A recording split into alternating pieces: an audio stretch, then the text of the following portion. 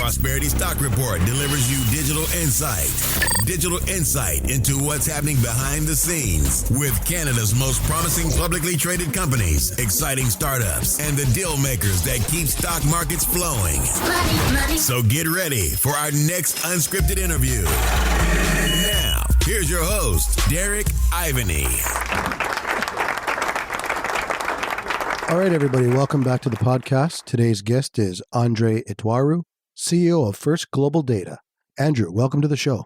Yes, Derek. Thanks very much. Did you just get back from Asia? Was it yesterday? Yes, I actually got back on Sunday evening. Well, then I feel pretty privileged to be the first guy to get to talk to you. Well, it's great to talk to you again. So, yeah, looking forward to it. Did you get to try any Hakka or any spicy food over there in Asia? No Hakka, but you know what? The food was really good. It was actually China that I went to, and I went to 3 different cities, and the food was great in all 3 cities. And what cities did you visit? I visited Shanghai first, then we went to Hangzhou, and then to Beijing. And those cities are blowing up, eh?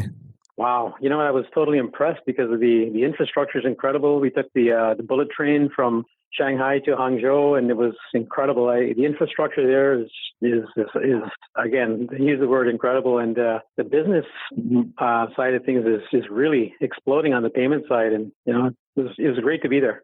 And speaking of that, I read somewhere that PayPal acquired that Zoom a while ago, and one of their biggest markets was actually China. So that's pretty interesting. It seems like there's a lot of things heating up in the fintech space in China.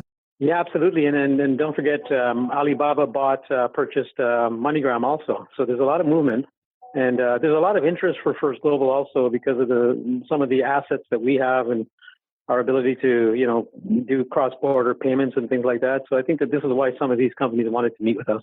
Right. And circling back before we get into the whole story, we had that lunch a few weeks ago. And thank you for the espresso. You mentioned that.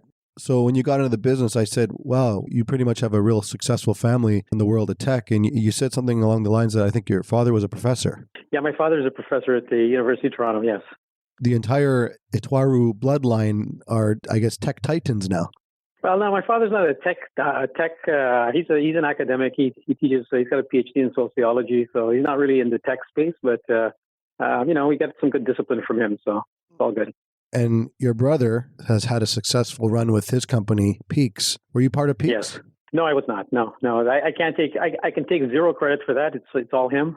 He's done a wonderful job there. So, where's your background before you got it with First Global? Where did you start?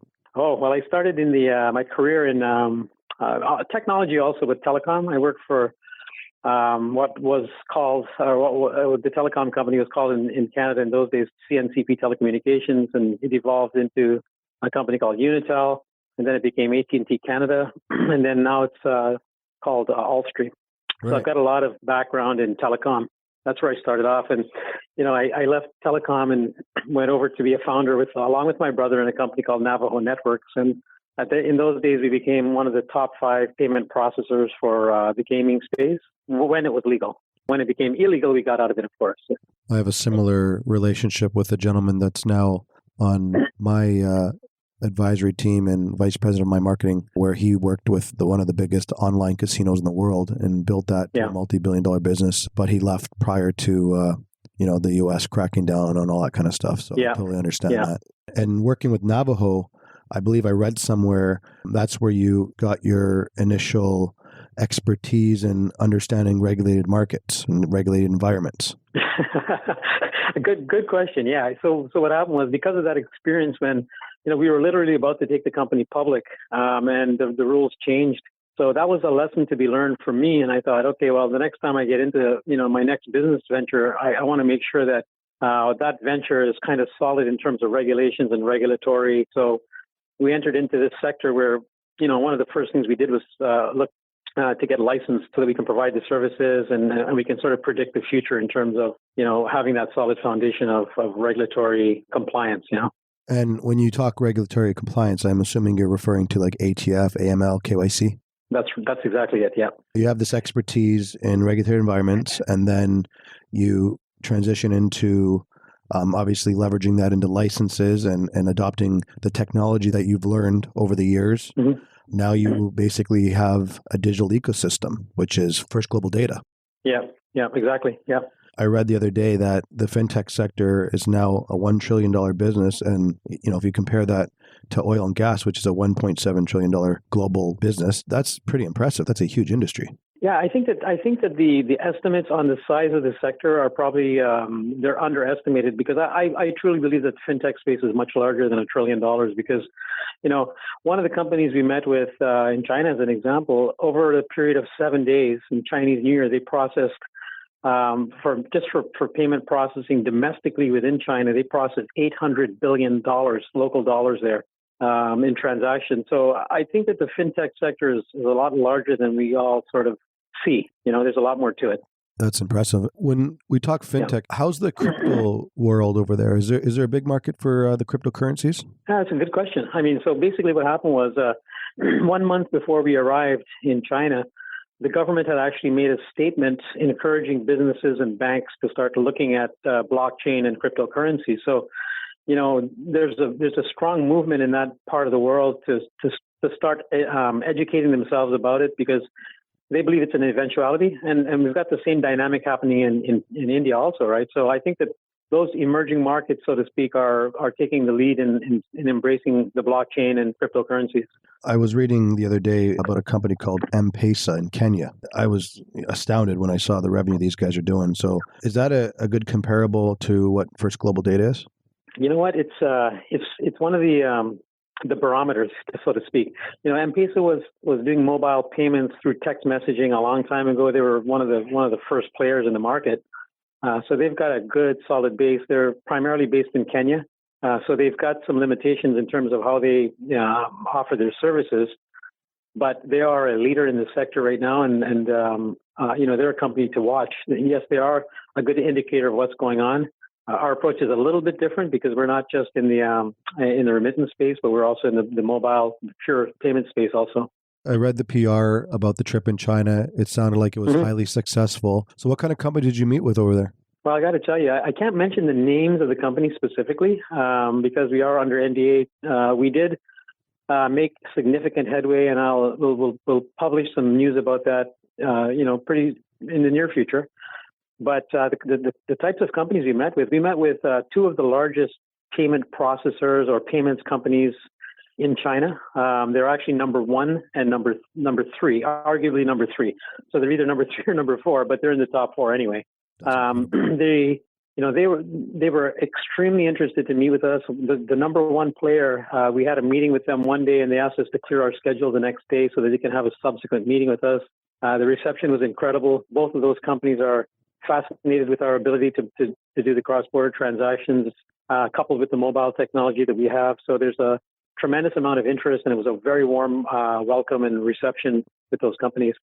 We met with some other companies also that have some interest in potentially funding First Global. So we met with a variety of different organizations in China. And how was the app received over there? Did they like the app? Oh, they love it because it's mobile payment is understood in China. It's well understood. So you've got some of the world's largest companies out there like Alibaba that sort of have blazed the trail, but it's still a massive market, and there's a need for our services domestically in China, and also to help to facilitate cross-border payments. And you mentioned that there may be some finance interest. I know a couple of months you did a financing, a debt conversion at 10 with 20-cent warrants. And more recently, you announced a $5 million financing at 50 cents with 80-cent warrants, which is a drastic leap from there. So I guess you're cleaning up the balance sheet and whatnot. Is the goal to put together some working capital, or do you have any bigger goals in mind? Well, so over the course of this year, we'll be systematically cleaning up the balance sheet even more so. So that's part of it. This money that came in, or that's coming in this round, is actually really strategic money. It is a limited amount right now because at the end of the day, there's no urgent need for capital in the business right now. This is once again more strategic than anything else. We will, actually those monies will be used to help us to accelerate some of the business opportunities and close them off quicker, so that the funds will be used well, and they'll be used to be driving additional revenues for the company. So that's kind of where things stand with that. Well, there's a lot of stuff going on right now. Typically, I talk to companies that have a plan in mind. Everybody's waiting for things to execute, but you're actually doing it now. And everybody's part of this growth as it's happening. And, things are happening very fast. a lot of people make that observation, but there's been a few years of effort being put into this, and I think that what we're seeing now is the benefit of all the prior year of lining up business opportunities, really mining them, and establishing some respect for the company, strengthening the mobile product and things like that. So what we're seeing now is really, you're right, it's all deployment, it's aggressive movement, because a lot of some of the hard work was already done in the past. So that's the benefit now, is that it's deployment. That's what we're focused on. FinTech is massive right now. It's disrupting traditional banking. What do you see the game plan for China being? Is it going to be payments and remittance like what you're doing in India? Is there more to it? Would it be payments, remittance as well? Because that's a sensitive area, remittance in that country. So basically what it is we're doing local deployments of the mobile technology in different countries. And so what basically the objective of First Global is to have the world's first, or one of the world's first, portable mobile, interoperable mobile wallets. So if somebody uses or downloads a wallet in India, they should be able to travel to Canada, do a foreign exchange on it, on the currency that's in the wallet, shop and spend in Canada. And if they decide they want to go to Mexico, and because it's too cold in Canada, for example, then they should be able to get on a plane, fly down to Mexico, convert the currency to Mexican peso, shop and spend, and then if they run out of money on the mobile wallet, they should be able to reach back to their accounts, reload, and shop and spend and travel. So that's the end objective of our company, and that's why we are doing what we're doing right now. So the licenses that we have helps to facilitate some of that cross-border capability.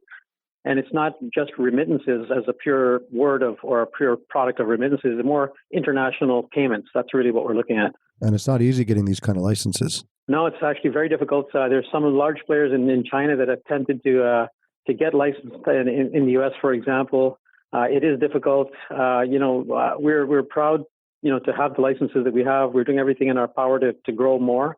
Our objective this year is to have all 50 state licenses in the U.S., and then we're also looking at different geographies around the world to become licensed. So we're actively moving on some of those initiatives. We believe that licensing is a foundation that allows us to have a tremendous amount of capabilities in the future. How's the deployment going in India? That deployment is going really well. We're still seeing really, really great customer acquisition and transaction growth. We're working on additional deployments as we speak. So we'll publish some of that progress a little bit later. And I think that everyone will start to understand that we're not just there's more to First Global in terms of what we have to offer domestically within India, as an example, where we're going to have multiple partners, and then on the cross-border side and internationally. VPay Quick and Google Play has been blowing up. I think you're over 100,000 downloads in mid-January. Where are you now? I don't know the exact numbers, to be honest with you. I've been traveling, so I don't know exactly where we are, but then the adoption has been really good. We were experiencing about 22% week-over-week growth in new customers and downloads, and about a 20% increase in new transactions. So that's a good barometer in terms of where we're going. We will at some point start publishing some of those metrics. Excellent. I look forward to that. You announced also in the last month or so, or a couple of weeks, some different JVs in India. How does that work when it comes to deploying the solution? Is there a revenue sharing agreement with the banks and you guys, or how does First Global Data make money? Yeah, so what I can do is I can talk about something that's live right now. So let's take Vijaya Bank. That's a bank with about 14 million consumers. Yes, there's a revenue share. First Global brings certain value to the table. The bank brings certain value to the table. We work together, and then we share revenues 50-50. And if there's a problem, say, somebody says they didn't receive their money or something like that, who handles that? Yeah, so basically the outreach, the direct outreach to the client in India comes directly to the bank.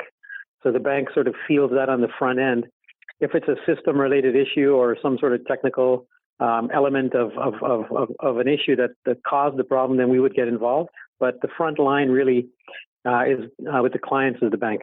Right. So you basically handle the tech side; they handle all the business administration. Yeah. I mean, that's a perfect summary because we are a FinTech company. We're a technology company.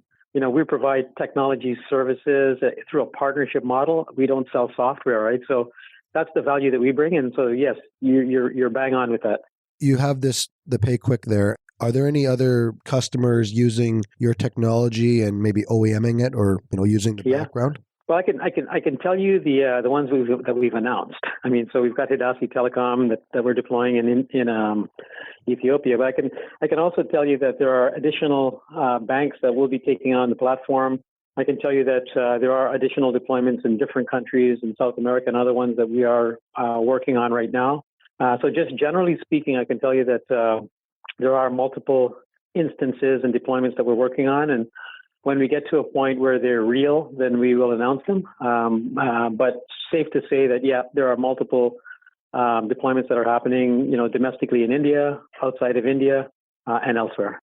You can OEM your technology. Somebody else could put their brand on top of it, and you make money in the process while they're going out there marketing it. Yeah, I mean, that's a fair summary. I mean, so we don't sell the software. So what we do is we come to the partnership and we operate the software. We don't give away our IP or our source code or anything like that. And our partners appreciate that. I mean, we provide that operational support for them on the technology side, and then they take care of the customer acquisition and the marketing.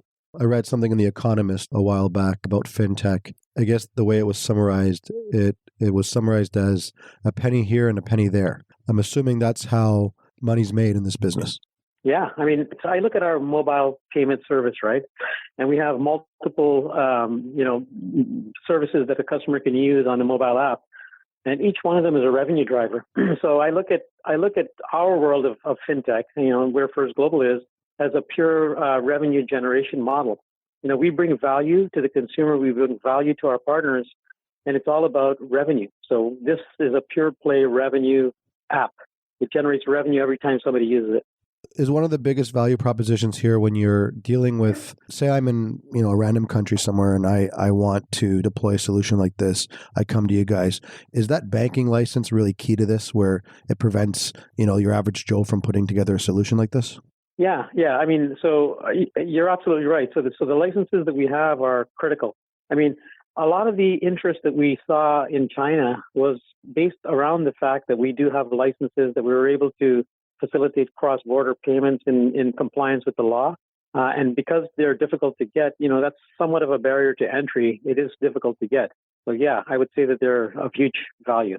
As a CEO of another public company and understanding disclosure and things of that nature, I know it's sensitive to talk about certain things, but when I look at some of the other deals that have happened on the street in this particular space, when you have not only the technology, but I'd say more so these banking licenses and established relationships in various countries, you have to assume that you're going to become a potential target for other big players. Like when you look at PayPal buying companies like Zoom, for instance, one would think PayPal doesn't need to buy any other companies. Look how big they are. They can build whatever they want. Is it fair to say that you guys could potentially be a takeover target?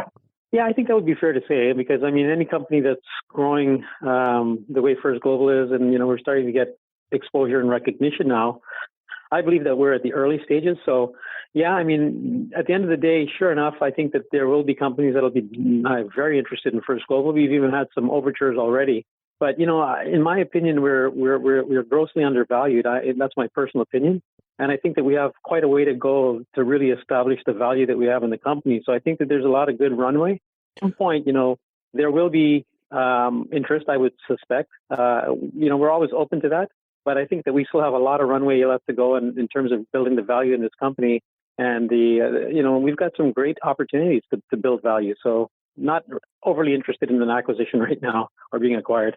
I totally understand that, but it seems like, things are moving quickly. And I think in December, you disclosed $2.9 million in revenue, 10 times higher than your run rate from Q3. It's not often that you find a company that is in its infancy like you guys that are already profitable. That's a pretty remarkable achievement. Thank you for that. I mean, I appreciate that. I think that we're, I'm not really sure how to answer that. I think that's, we're very driven on profit and, revenues and profit, right? So I think that that's just indicative of our mindset. We want to run a good business. We want to be a responsible sort of corporate citizen in terms of bringing value back to the shareholders. And that's a fact. Everything that we've done kind of is focused at that. I guess to elaborate more on the question, the growth in revenue, would you say, is it a seasonal spike in things, or is this a pace that you assume that will continue?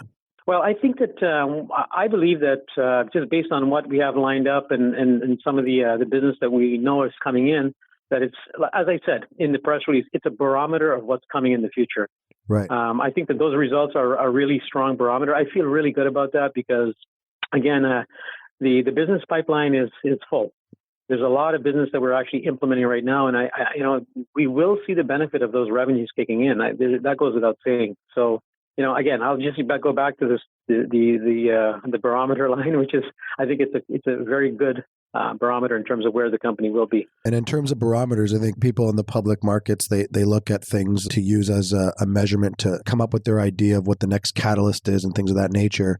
For you guys, I'm assuming the key barometer would be the average revenue per user. When you look at companies like Facebook and stuff like that, you see that Facebook globally, I think they're making about $1 a user or something like that in Asia. And I know that I think we're referenced out there making a comment how your revenue model per user is higher than Facebook. How does that line up? Well, I'll tell you, based on our experience, we see that our users will generate an average of $280 per year.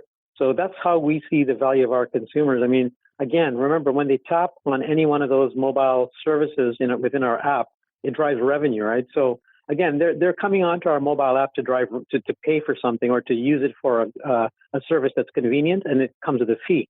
So in every case, we generate revenues, and in some cases, it's not directly from the consumer, but it's from our service providers, like the telecom companies that are the beneficiaries of the mobile top-ups and things like that. So the value of the FinTech user, as we've experienced it, is considerable as compared with a social networking company. If the revenue per user annually is $280, say, does that mean $140 would go to you guys and $140 would go to the bank or the OEM client, and then you take the splits from there? Yes, that's our standard model. So basically, again, if you look at some of the other companies that are in the sector, there's one that's very large in India right now that's funded by Alibaba. And, they've raised $760 million. They spent $500 million on customer acquisition. It's an interesting model. So when you look at the amount of revenue share that we're going to provide to our partners, it actually lowers that upfront capital that we need to deploy to acquire a customer, right? So the revenue share that we're providing to the partner is more than valuable to us. Right. At the end of the day, it's allowing us to not only acquire the customer, but to also to retain them and also to drive additional revenue from them through marketing, right? So I think for that amount of money that where our partners are getting, they're providing tremendous value to our company. Right. And do you guys have preliminary data that substantiates these ARPUs per user? Yeah. As a matter of fact, these numbers were driven from some of the experience that we're seeing right now. So yes, we do see that. In terms of FGDs, what are the main countries that you plan on growing the technology and trying to expand in? Yeah, that's a really good question. So obviously we've got China on the radar because of we were invited to go. We see a lot of interest. So we think that China is going to be an important one. The Asia Pacific region, generally speaking, is a critical sector for our critical geography for us. And we've got plans to expand significantly in that region. Obviously, India, we're going to continue to develop, because we are really at the starting point in India right now. And the reputation of First Global is getting out there now, and I think we're seeing a lot more demand from a lot of different organizations. So that's important. Our personal objective also is to really deploy into North America also this year. So you'll see deployments happening in Canada and the U.S. That will happen in 2017. I can't talk about specific timelines right now, but I do believe that we're pretty well positioned to do that deployment in North America. And some other places, but the key ones are when we can demonstrate to the world that we are able to deploy services on an international basis. I think that's when our strategy gets validated. So, China's, just to summarize, China's an important market, but the Asia Pacific region generally is important. We'll continue to expand in India, and then North America is a serious target for us also. Right. And I've spent time in Vietnam. I've done various projects there. From my experience, I know that the remittance business there is billions of dollars. It's absolutely massive, just that country alone, let alone the Philippines and countries within the Asia Pacific. There's significant potential there. I totally agree. And I think that's an amazing strategy. Now, aside from obviously the payments, the remittance, the integrations with, buying anything from movie theater tickets to even airline tickets, when it comes to building the audience, the user base on these apps, do you have control of the list of the clients that are using the apps? Going back to looking at Facebook and how their revenue per user works out, it's actually mostly based on ads. And there's a small amount, based on actually payments. Now, obviously, you probably see where I'm going with this. Does that mean that you guys may even have advertising potential from these apps? Yeah, I was just going to say, good observation, because our business model is sort of flipped around the other way, where we drive the bulk of our revenues from transaction volumes and payments. Yes, there is a component of advertising that we could include in that, but we have not embarked on that at all yet. We do, that's another phase coming, and I think you make an excellent observation, because that's something that we have been in discussion with some of our partners that we've already deployed with, and I think that's a natural next step for us. I think that's amazing. That's just more things to look forward to in the future here. Yeah. One interesting thing that I've also noticed in developing economies, when it comes to a lot of these countries, Asia Pacific, even Asia, whether it be India or China, there's a lack of data on individuals' spending habits and what they do. A lot of these technologies are obviously new, even traditional banking, getting mortgages, things of that nature, very high interest rates. As you build relationships with these clients and you're able to track what they're doing, would you not be able to run some sort of algorithm and essentially establish your own credit rating on these individuals and therefore open up another business to being a big data provider? Something, Derek, this is incredible. So, it's almost like you know what we have sort of in mind. I'll tell you, one of the next things that's coming, you'll see that there'll be an alignment with that'll enable First Global to do a significant amount of analytics or data mining. Right. We will know the customers' spending patterns. We'll have a good idea of a credit profile of some of these clients that we can create. We do intend to do something with that. As I can't disclose what the plans are, but there are definite plans in terms of how to leverage that and how to monetize that also. So you're absolutely right. I think that when we do the next interview, I might be able to tell you a little bit more. Well, I am a shareholder, out of full disclosure, and I do have a background in cryptocurrencies. I have developed some of the originating platforms in the public marketplace, which I've subsequently sold. I'm obviously passionate about the space, but more so I'm passionate about your company and what you're doing, because you're absolutely remarkable with what you're doing right now. The fact that you're executing the deal flow, you guys you're on fire right now. So it's important for me to try to research and understand what's going on, and any value I could potentially bring aside from a podcast for my subscribers. I obviously want FGD to be a tremendous success. It's already a success. I think our portfolio, our initial feature, it's up over 150%. So, Wow. Things are remarkable, but like you've mentioned, it's in its infancy still. This is just the beginning. I don't think we've started yet. So that's what's the most exciting thing. And I think my audience is tremendously excited, because I've gotten a lot of feedback on it. A lot of people asking, how did you find this opportunity? And I'd like to thank one of the gentlemen that both of us know that put this together for us. You guys are doing a great job. So thanks for obviously being a part of my podcast, and more so giving us the opportunity to actually be able to feature this. Well, Derek, I got to thank you so much. I mean, those are very kind words. We haven't done it without help, obviously. I mean, we've got a lot of good people around us, and I think some of those good people, and there's more. I'm very happy with some of the confidence that some of our investors and shareholders have shown in us. And I think that, one of the major motivating factors is that we don't disappoint, right? I mean, we're trying very hard. We're running a business, so nothing is going to be perfect. But at the end of the day, the upward trend, or the continuous upward trend, is what we look for. And I think that from my perspective, we feel pretty confident about that. Again, we've been fortunate enough to have a lot of good support. So, I thank everyone that's listening for all the support that you've shown in us. Excellent. I appreciate that, Andre.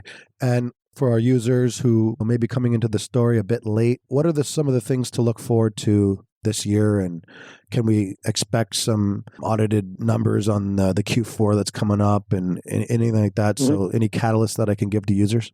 Yeah. The audited financial statement should be out at the end of April, because it's a normal cycle with TSX venture companies. Mm-hmm. It's a little long for me, because I'd like to share, our results a little bit more effectively with our shareholders, a little earlier, but we have to go through the process. So I think what'll come out of that is a fairly healthy company. We've turned the corner in a very significant way, where, we've passed the inflection point. We're really starting to rise now. I still think that we're grossly undervalued, to be honest with you. I really do, especially if you look at the comparables or comparatives out there in the industry. For a company that's continuing to focus on profitability, I think that's a good thing. That a fintech company can be profitable. I think we'd like to continue to demonstrate that to the world. That a fintech company can be profitable. I don't. Again, our philosophy is not to spend a lot of money to acquire a lot of customers, but rather to go the strategic route and partnership route, because it'll bring good benefit to the company, good revenues, solid margins, and things like that. So, at the end of the day, for First Global this year, what you'll see is an aggressive approach to improving the balance sheet even more so by eliminating some of the debt. We've got significant revenue opportunity and upside that I think that we'll start to realize, and the profit margins will be there because at the end of the day, our mobile payment service is a very high profit margin business.